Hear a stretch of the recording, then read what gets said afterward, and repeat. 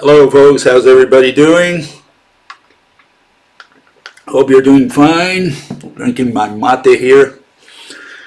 Anyways, today we have an exciting day, okay, for philosophy, science, physics. And I'd like to start off with some of the comments that were made, questions, etc. By the way, you're welcome to ask questions. Just put them up there. If I can answer them today, I'll answer them today. Otherwise, I'll read them and I select those which are of interest and try to answer them next time. Okay, so let's go with the first comment that I received. Here's one visitor who says, isn't an observer always implicit, no matter how much it is denied? How can you kill the observer? You know, in science, I'm saying that you have to kill the observer. Why? Because the observer brings in subjectivity. Okay, there are several contexts that need to be addressed here, and I just listed a couple, and they go something like this. If I can get it there, and these are the contexts. If I can get this thing. Okay. What is that we have to contrast defining versus sensing or perceiving. Okay. People have this notion that everything needs to be perceived, sensed, especially with the senses, right? And that's not the case. What that does is introduce subjectivity. Okay. And specifically in the two important words of physics that form the foundations of physics, and that's object and exist. And people have this notion that an object is that which you can touch or see. And they also believe that existence, that which exists, is also that which you can touch or see. So they have, throughout the centuries, equated object or a thing, right, with existence. They think they're synonyms. They can't see any difference between these two words. And that's why we have to step in and erase all that, throw it in the trash can. No good. No, we have to get rid of the senses. You have to define the word object. You have to define the word exist. You have to define them crisply. You have to define them rigorously so that you can use them consistently, rationally, scientifically. Okay?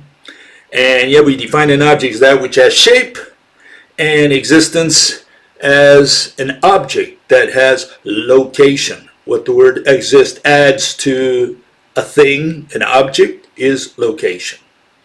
And that's why, we get rid of the senses, because that's very subjective. Especially when you're defining, when you're creating these words as the foundations for physics, for science. Then you have the issue of assumption versus knowledge and proof. Okay?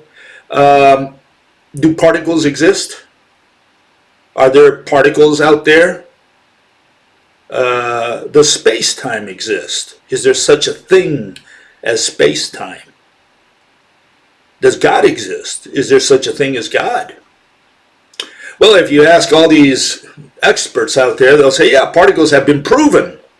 We know they exist. We know space-time exists and it is warped, and that's what gravity is, and so on. They know everything.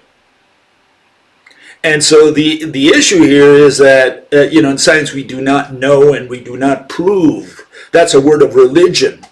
Both those words, knowledge and belief, and proof. Because knowledge is belief, that's all it is. What you know for sure, I know to be a lie. So you know it to be a fact, I know it to be a lie. You know it to be the truth, I know it to be the lie. And so no, we don't say that God exists, and we don't say that God doesn't exist like the atheists do. We say, let us assume that God exists. And now we can proceed to tell a theory based on that assumption. So now you can follow my train of thought. But to say that God does not exist or God exists, all you're doing is giving your opinion. Okay? And we don't care about opinions in science. That's religion. Okay? Okay, and then there's the issue of explain versus observe. Okay, and people say, well, don't you need to observe a phenomenon before you can explain it? That's their reasoning. That's what they've been taught by the mathematical physicists, so-called physicists. They're just mathematicians. They know nothing about physics. And what these people say is, you have to measure. And of course, if you got to measure, well, then you apparently are going to need the eyes, at least, maybe your hands, right? So they say, see, you need to observe. And they bring the observer in. And then it turns out the observer, is like a witness in a trial. He starts giving testimony, personal testimony. Well, we don't do that in science. And so what's the issue? Yeah, we have to kill the observer, like in the mafia. You shoot him down. No witnesses. Has Stephen Hawking, when he was alive, did he ever see a black hole? Out there in space, I mean, Did he ever see a black hole? Did he touch a black hole? Did he smell one? Did he taste one? Did he hear one? No. Does that mean he cannot theorize and say, let us assume that there's such a thing as a black hole, and now here's the equation. I can explain based on that, why this star goes around allegedly nothing. It doesn't mean you have to believe his theory. It just means you can follow his train of thought because he makes an assumption. He makes an assumption that there is such a thing as a black hole. He doesn't need to see one. He doesn't need to touch one. So this notion that we have that observation is the first step of the scientific method, and of course it's part of philosophy according to many, that comes from the religious folk, from mathematicians and priests and other astrologers, alchemists. Those people talk about observing and that you need to philosophize, you need to have a way of thinking or whatever you want to call it before you start a discipline. It's not true. It has nothing to do with science. Okay, so we do not observe, and it is not the first step of the scientific method. So it's this obsession that people have because they've been educated that way, that you need to observe, that you need to somehow see, touch, and feel, and whatever. A blind man can be, and a deaf man can be scientists, for sure. Okay. Another comment was made. In fact, it was made today. A fellow says, Billy G, he puts words in my mouth. He says, only objects with a location exist. So far, so good. I agree with that. But then he puts, if you can't point to it, it doesn't exist. Now, those words he put in my mouth, I never said that. Okay, so he's saying if I can't point to it, it doesn't exist. That's not true. At least that's not what I've ever said. Okay, so where he got that, I don't know. So he answers his own question, his own this straw man that he raised. He says, do words exist? Do time exist? Do thoughts exist? And that I'm supposedly answering, can you point to a word? Can you point to thought? Can you point to time? Well, they don't exist because I can't point to them. No. Let's make sure we understand that's that first line. If an object has location, it exists by definition. Not because I believe or disbelieve or think that maybe I believe, No, none of that plays any part in it. That's all subjectivity. The definition is objective, okay? And of course, a lot of religions falls, like I say, the definition of the word object destroys all religions. You got to tell me whether God is an object or a concept. And if God is a concept, concepts don't exist by definition. Only objects may exist because the word exist belongs exclusively to physics. It doesn't belong to religion. It doesn't belong to philosophy, not to metaphysics, not to ontology. It belongs to physics exclusively. So anyone touching the word exist in a debate, in a dissertation, in a discussion, it has stepped the line over into physics, whether they know it or not. Okay, existence belongs exclusively to physics. Only physics deals with and tries to explain things that exist and what they did. Okay, what happened. And so, you can only point to a shape. So you can't point to energy, you can't point to mass, you can't point to force, all those time. You can't point to any of those words used by mathematical physicists to explain, supposedly give a physical interpretation to mechanisms. And that's why they fail. That's why mathematical physics is garbage. It's nonsense. Because they're using concepts as objects, and that is irrational. That's the first criterion for irrationality. The other two being the two main ones, again, definitions, if they don't have definitions or use them inconsistently. And the third one is that the theory does not follow from the assumptions. Okay, so yeah, put words in my mouth, that didn't work. Of course, people are afraid that their religion goes down the drain, and so they raise these straw men. Okay, this is what, the 9th one in the series. I've been talking about Ayn Rand, and the reason I brought her up is that people think that, or at least many people who read my stuff think, oh, he's saying the same thing as Ayn Rand. I think just like her. And absolutely nothing could be further from the truth. I mean, we're total opposites. And people can't understand that. And if they can't understand that, there's a lot of stuff they're not understanding about the rational scientific method, about rational science, about this channel. That's where the problem is, okay? And that's why I want to clarify what's different between Ayn Rand and me. And I've been talking about that in the last 8 videos. Today I want to talk a little bit about 2 subjects. One is altruism, and the other one is about politics, something that Ayn Rand dedicated a lot of time to, okay? And so first let's find out, what her notion of philosophy is. And obviously we don't see eye to eye on that issue. She called her so-called philosophy, she called it objectivism.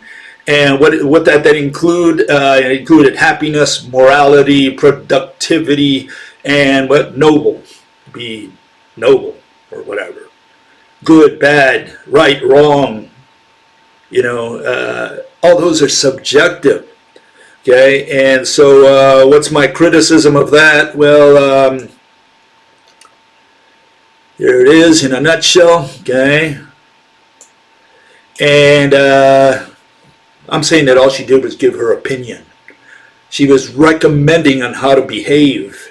Okay, and this has nothing to do with philosophy, because philosophy, according to rational science, is one of the 2 branches of science, and it essentially we define it as rational explanations of behavior. You have to tell me why, for example, right, Caesar went to England. Why did he go there? What was the reason? What was his purpose? And there are different theories, okay? And that's where science vibrates. Or you tell me something in psychology or psychiatry, why someone acted in a certain way, why he robbed a bank or whatever. Okay? That's where science vibrates. Explanations. And there are different theories of why people do things, why they behave in such and such ways. That's the only way that philosophy can enter science, because science is about explaining rationally. Whatever you do, you have to explain rationally. Okay? And we also already set the criteria for rationality in a couple videos ago. So for those who have questions, you just look them up. Okay, so where do we put Ayn Rand? Well, this is her notion of philosophy, which is, by the way, the traditional notion that people have of philosophy, okay? She had recommendations, a guide for living, course we take in life, how we treat other people, okay? Those are recommendations. Those are opinions, okay? And then she continues and defines philosophy as the science that studies existence. Well, we got a problem with the word science first, because, a lot of people think philosophy is different than science. Here she's saying that philosophy is some kind of science, but then you got to define science in order to say that philosophy is a science. That's the first part. The second part, she says it's a science of existence. Assuming that's true, which it's not, because that belongs to physics, but what does existence have to do with a guide for living, a course we take in life, how we treat other people? What does one thing have to do with the other? How can you put the recommendations under philosophy if you define philosophy as the study of existence? And yeah, what the philosophers, so-called philosophers, have done throughout the centuries is say that philosophy is like a jack of all trades. It covers every base, okay? And so they ended up with all these branches, subjects like politics, justice, ethics, aesthetics, epistemology, none of which have anything to do with philosophy. They all have to do with opinions, with recommendations. What is philosophy? It's the study of, well, it's the explanation of behaviors, okay? You have to explain a reason. You have to explain a purpose, okay? That's what philosophy is about, according to this site. And you don't have to agree. I'm just showing that there is a difference with what Ayn Rand did and what we do here in rational science, okay? Okay, because of her notion, she kind of dabbled very loosely, very superficially into physics, into the subject matter, the proper subject matter of physics, which is objects. You can't do physics without objects. Okay, that's what I call the golden principle.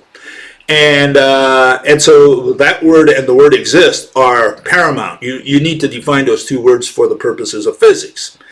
And of course, she did like everybody else. She was no different than anyone else in this regard. And she had this notion that an object is that which you can touch or see. Essentially, that's what it came down to, okay? And so here is her notion of what an object is. And it says it's something you can point to. And that wasn't so bad because, you know, you can only point to a shape. If you got a shape on the board, the ET can see it, and you can explain what that, you know, give it a name, say table, and the ET now associates the sound with the shape. So it's all rational. You know, he can follow whatever you're going to do with a table. But it turns out that she continues and then says, grasped by the human perception. Again, she introduces the observer, perception, senses. That's where she runs into trouble and shows that she did not understand what the word object is. She did no different than Hume, David Hume, and Immanuel Kant. And she ends up with a ridiculous conclusion that a fluid is not an entity. Okay, and that doesn't surprise me at all. You can point to water, but she says water is not an object because even though you can point to it, right? You can point to the air. I mean, you don't see it, but it's there somewhere, I guess, right? You can put atoms on the board, a bunch of atoms, and say that whole thing, that's air. And you can point to that, right? But she says fluids are not entities. And since she also says that only entities exist, and they exist because you can touch and see them, then fluids essentially don't exist. That's her logic. Now, of course, that's not what she would meant. I mean, if I brought Ayn Rand here, she would say, well, no, that's not what I meant. But that's what comes out of her writing, objectively. Okay, I don't care what she meant. It means she did not have control of those words. She had no mastery of those words. Okay, and in this sense, she was no different than any of the other so-called philosophers and physicists, mathematical physicists throughout history. Okay, so she got that one wrong. How about exist? Did she do any better? No, she did the same thing. She had the problem that she included the observer. At all costs, every two sentences, Ayn Rand introduced an observer, introduced the senses, introduced perception. Everywhere you read, that's all you see in her work. And she says, existence exists. Great. That's great for poetry, terrible for physics. That statement implies two corollary axioms. Something exists which one perceives. Absolutely not. We do not determine what exists through perception. And again, she continues, one exists possessing consciousness, consciousness being the faculty of perceiving that which exists. At all costs, she wanted to introduce the observer. And again, that goes to the comment we made by this individual that it all has to do with observers, with perception, with senses. No, we have to define the word exist, and it has to be defined objectively if we are going to use it scientifically, consistently, rationally. And of course, we say that if God wants to exist, very simple. All that God has to do is first be an object. Okay, that's sine qua non. He's got to be an object. And then the second issue is he's got to have location. There's got to be a distance between God's chest and mine, between his head and my head, his arm and my arm. Then we're okay. Then he exists. And I don't care. He can't hide in any dimension. He can go to the 26th dimension for all I care. There's got to be a straight line from God to me. He can't escape that line, that axis. Okay? So if God wants to exist, it's very simple for him. We don't have to believe in him. We don't have to disbelieve in him. If we want to introduce him in a discussion and say God created the universe because it's so perfect and whatever, yeah? All you got to do is say, does God exist? Yeah, he exists. Okay, so what you mean is that God is a physical object, can't be love, he can't be intelligence, and he's got to have location. He's got to have a straight line from his body to mine at least, okay, as a minimum. And then he exists by definition. We don't have to worry about belief, okay? Okay, so again, the issue was that people thought that I was saying the same thing that Ayn Rand was saying in many topics, and I showed these in these past couple weeks that no, absolutely not. Ayn Rand was no different than any other philosopher in history, so-called philosopher. They weren't even philosophers. They just did recommendations in politics. They did, among other things, altruism. And so one individual put a comment, and this is what, I think it's a she, so I'll say she. She said, all you do is trying to take a dump on her, Ayn Rand. Okay, in order to attempt proving how smart you are. Okay, so smart alecky. Anyways, if you get down there, it says, especially she liked, this individual says, because she delivered super valid reviewing positions and thinking starting points, especially her critique of altruism and collectivism is gold. And there you have a definition of altruism: disinterested and selfless concern for the well-being of others.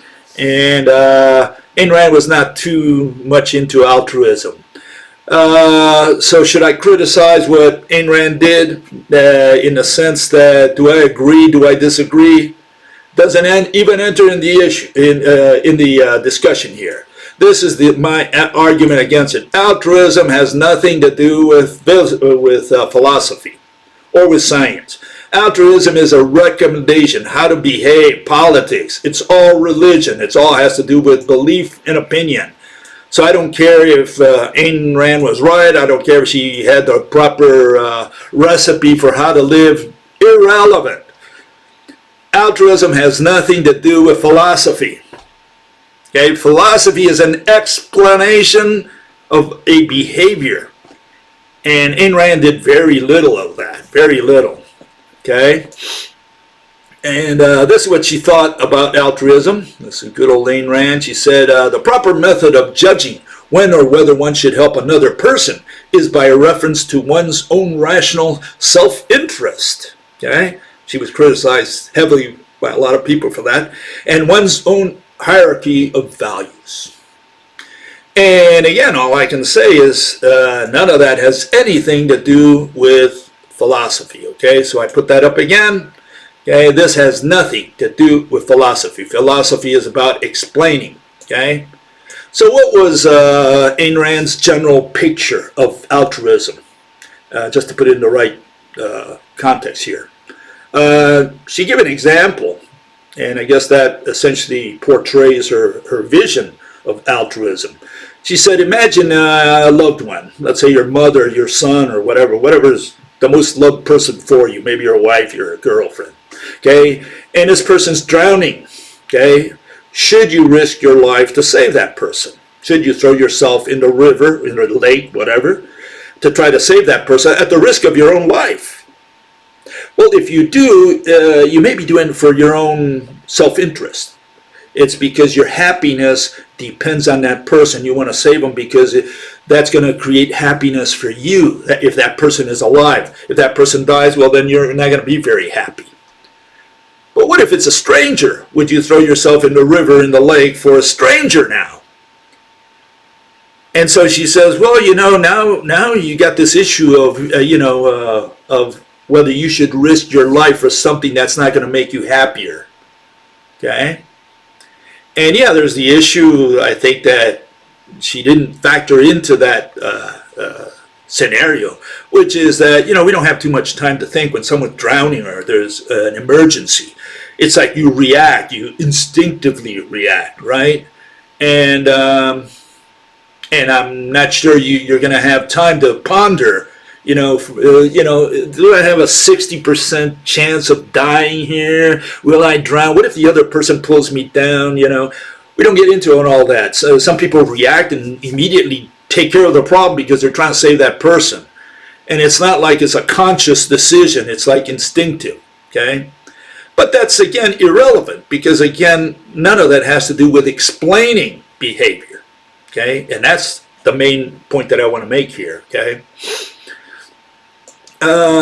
See, what Ayn Rand did as a result of that, she extrapolated these notions from the individual to politics, to a country, to the government.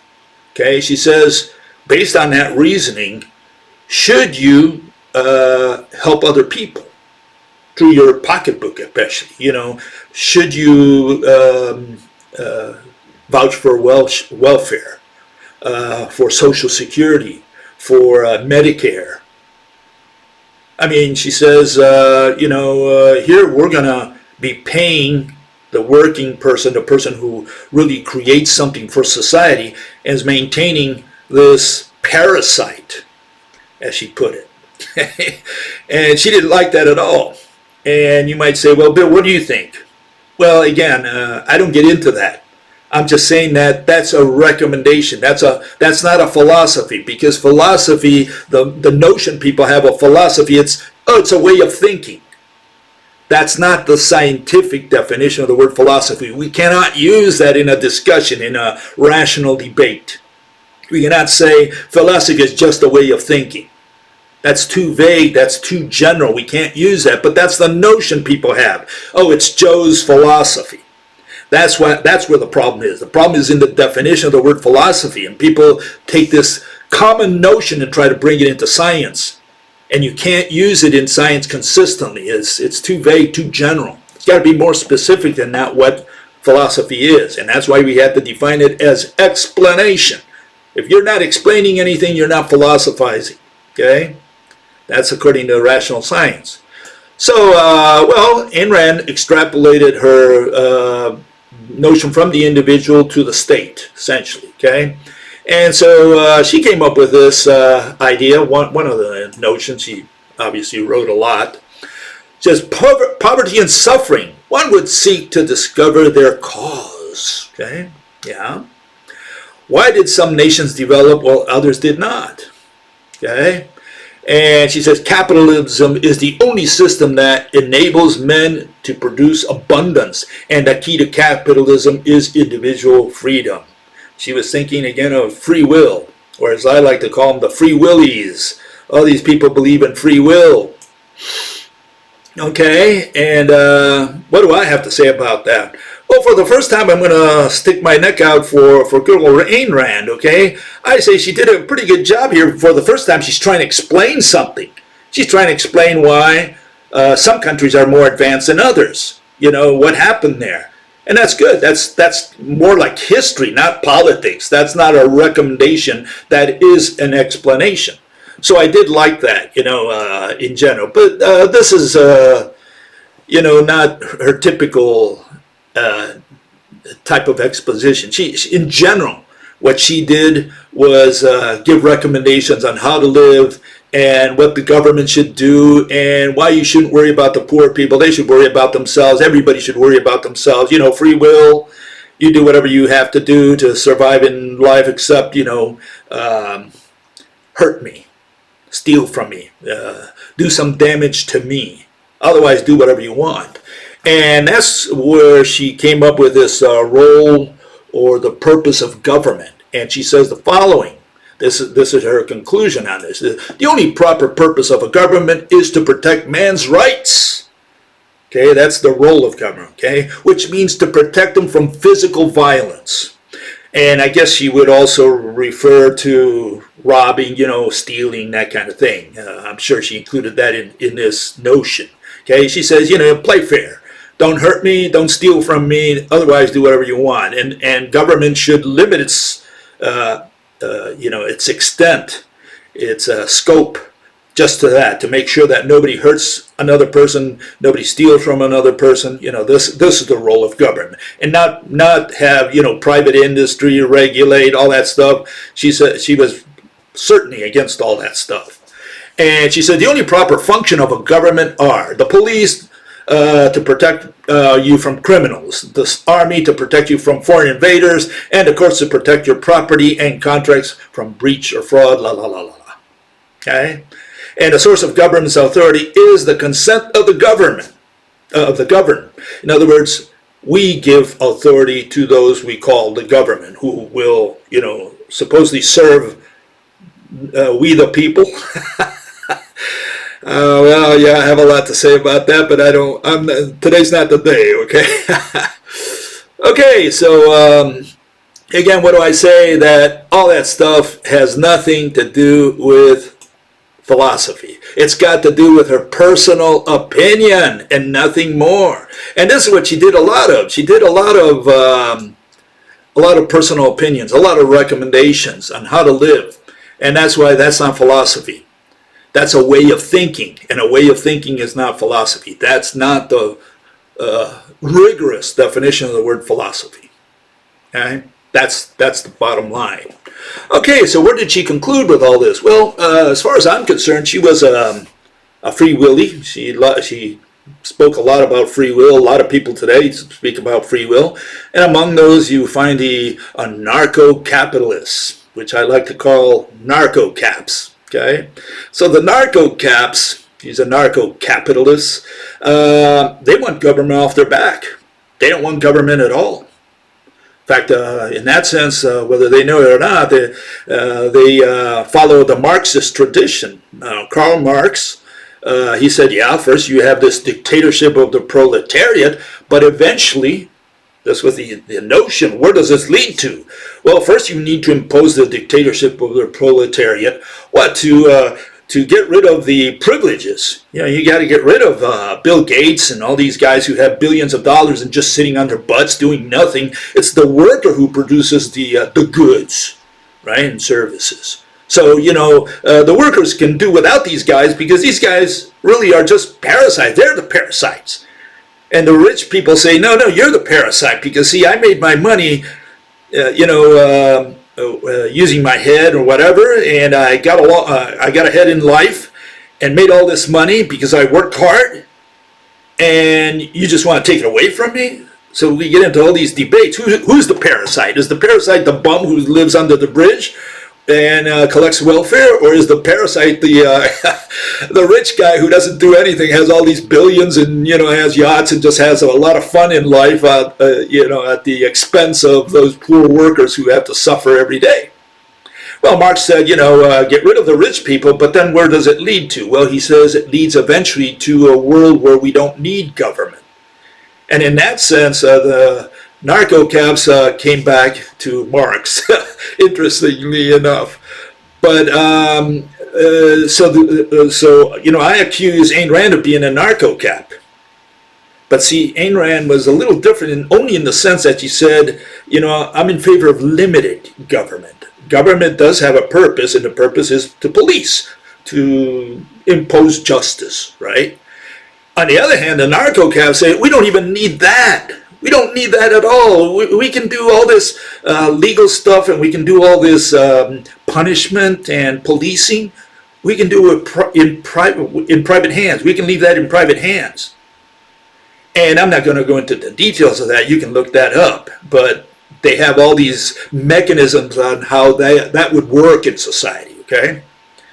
So what's my argument against all these narco-caps, against Ayn Rand included, Is it that I disagree with them in the sense that that's not the way that government should be run. Is it the other way? Or no, it's got nothing at all to do with that. It's got to do with something totally different. It's got to do with the fact that Ayn Rand had hope. She had hope for the future, okay? And here's one statement that she made, a couple statements, okay? And this puts it in the right context. So, are you seeking to know what is she? This is from John Galt's speech in Atlas Shrugged, which is her #1 novel. It says, are you seeking to know what is wrong with the world? The disasters that have wrecked your world came from your leaders' attempt to evade the fact that A is A. And she says, man cannot survive except blah, blah, blah, blah, blah. And the world you desire can be won. She had hope. She says, if only you would follow my advice, then we could make this a good world, and we would solve all the problems out there. So she had hope for the world. She said, you know, if we continue on this path of welfare and Medicare and so on, that's going to take us to who knows to what, to some kind of disaster. She had no idea where it would take us. But if you follow my advice and get rid of all this socialism and just do pure capitalism, free will, take government off our backs, just limit it to policing, then this is a great world, and it's going to continue. And that's where we disagree. I'm saying none of this has anything to do with what's coming up. What's coming up is extinction. Every species becomes extinct. And extinction, Mother Nature, right? She plants the seed of extinction whenever she spawns a species for the first time. Okay? So that's my argument. So if you came here for hope, you came to the wrong place. I don't give hope. I tell you we're going to become extinct, and very soon. Very soon. And people always ask, well, how soon, Bill? Is it going to be the 1st of May of the year 2030? I'm not an astrologer. I'm a lousy astrologer. All I can tell you is the mechanism. That's what science concerns itself with. Not with when, but how it's going to come about. Okay? And one of the issues that comes up is whether that's part of science. Is astrology this so-called telling the future, foretelling the future, like knowing that humans are going to become extinct? Is that part of science? How does it fit into science? You're not explaining anything, because you can only explain a consummated event. And here, humans, as far as I'm concerned, are still alive on planet Earth. So there's nothing to explain. Well, so that's the first thing. You got to put that in the proper context. And the way it comes into science is through the extinction of past species. You have to explain how past species became extinct. Okay, you got to explain how the dinosaurs became extinct, how the Permian synapsids became extinct, how the Triassic archosaurs became extinct. That's what you have to explain. How did they become extinct? Okay? And one of the issues is that, I'll give you an example, a little for instance here. Imagine there's the last 5 Neanderthals, okay? Last 5 Neanderthals on Earth. And they're all in a cave, okay? And they're around the campfire, right? They've got a little fire there. They're cooking whatever they're cooking. They're talking. And a boulder falls on all 5 of them and kills them. And let's say we discover that. We figure out that those were the last 5 Neanderthals. Let's say we even filmed it. Can we say that the reason the Neanderthals became extinct is because of a rock? That a rock caused the extinction of the Neanderthals? No, the issue is you have to explain why did we end up with 5 Neanderthals. That's the mechanism of extinction that we have to explain, not the last, the straw that broke the camel's back. And right now we have problems with that. We have problems today because none of the theories that you find in paleontology for the Neanderthals, for the dinosaurs, for any species is rational. Why isn't it rational? Because the only thing that an extinction theory has to explain is selectivity. You have to explain how Mother Nature selects one species in a background extinction, and why it selects a family or an order of species in the case of a mass extinction. How does she do this? This is what you got to explain. And he who has not explained selectivity has not explained extinction. It's just that simple. Okay? So how do they explain, for example, the most famous extinction, the dinosaur extinction? They explain it this way. Here's a little video, a little GIF on this, okay? And let me get this out of here. Get this in there, right? Okay, here's the most famous extinction theory. It says that an asteroid, okay, hit the Earth. You'll see it here in a second. An asteroid comes and hits the Earth, okay, and creates this big boom, okay, and the whole planet goes on fire. Spreads throughout the whole surface of the planet, killing everything in sight, all plants, all animals, and essentially the Earth becomes a cinder. Nothing is left alive. That's the notion that paleontology tries to, convey to you. Okay, and this is what happened to the animals on surface, here, and the plants also, by the way, and all the dinosaurs are burned to death, wherever they were found, all around the Earth. You have fire and brimstone falling on the poor animals and killing all of them. Essentially, this is the notion that people have of, how the dinosaurs became extinct 65 million years ago. Okay?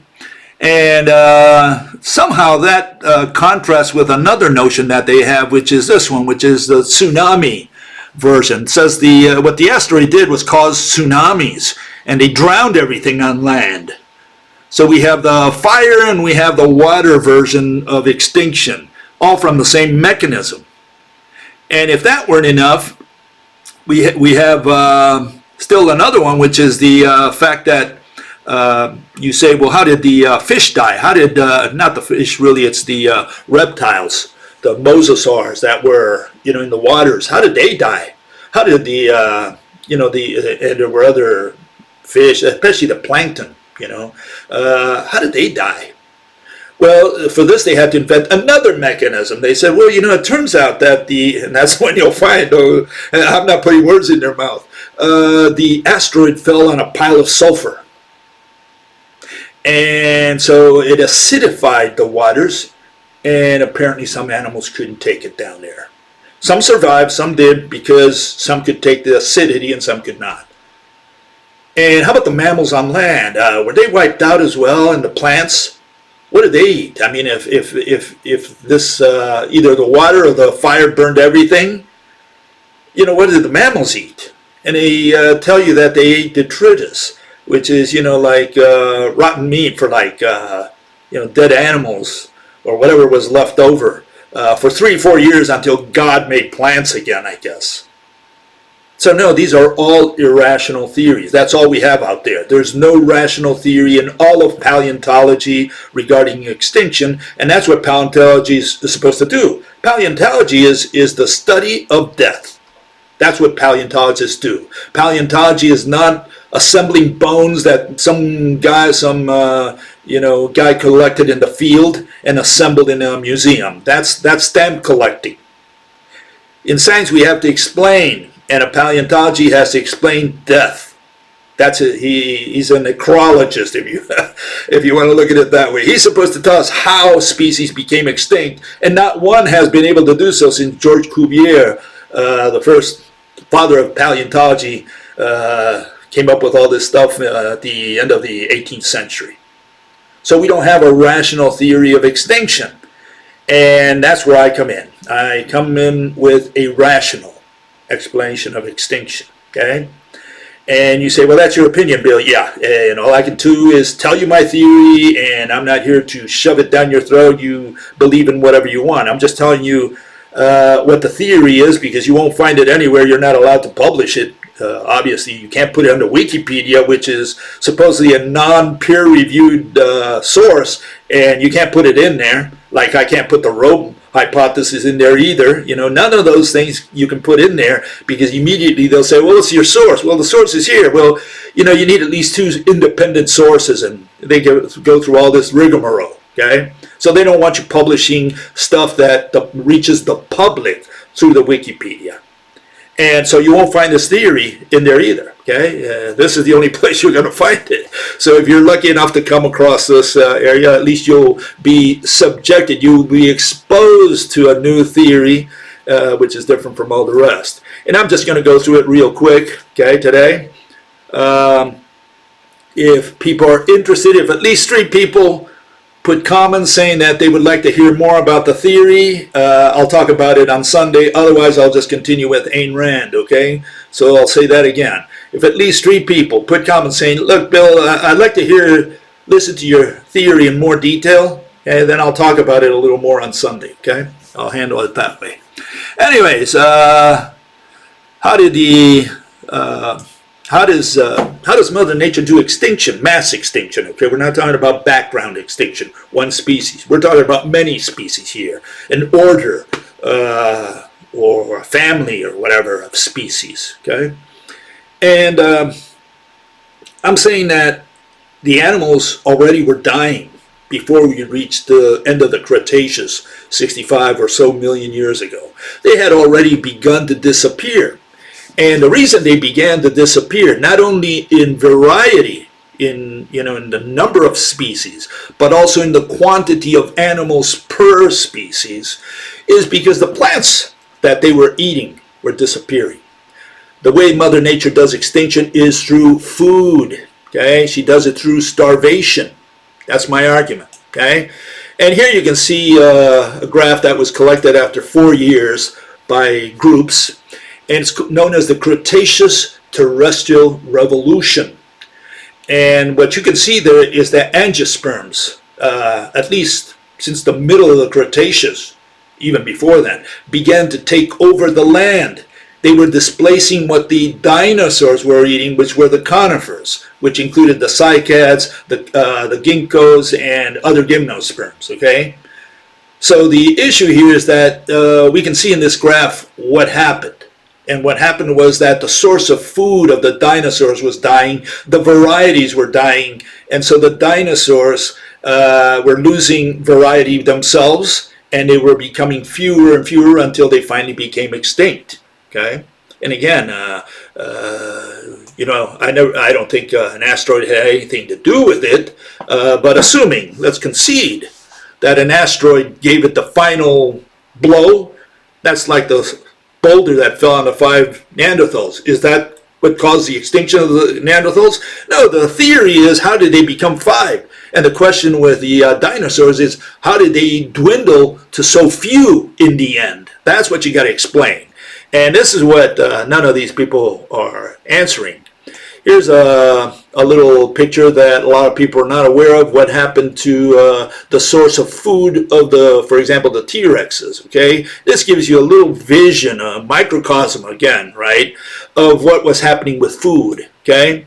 And here you have the Jurassic to the Cretaceous, and you see all these species, they becoming fewer and fewer towards the end.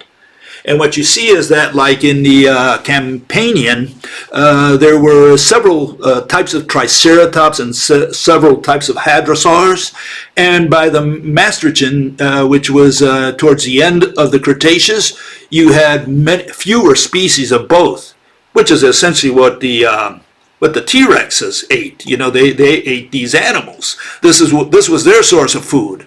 So if they started out with something like this, like here, I'll show you. If they started out with, this volume, maybe at the middle Cretaceous or towards the end of the Cretaceous, by the time they reached the very end of the Cretaceous, it looked more like this. Okay, the hadrosaurs had essentially disappeared, and you had other animals like the ankylosaurs, and they weren't around anymore.